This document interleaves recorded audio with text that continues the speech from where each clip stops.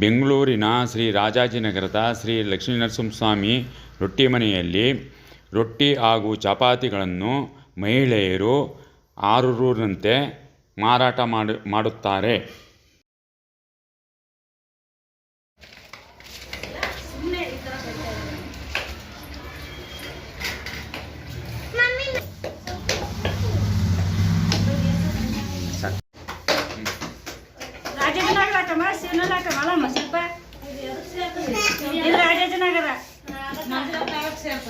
ರಾಜಾಜಿನಗರ ಇದು ಎಷ್ಟು ರೊಟ್ಟಿ ಮಾಡ್ತೀರಾ ಡೈಲಿ?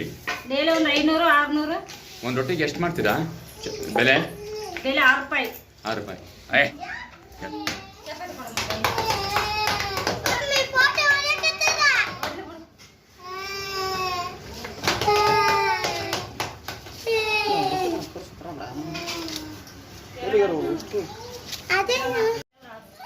ಎಷ್ಟು ರೇಟ್ ಮಾಡತ್ತೀರಿ ನೀವು?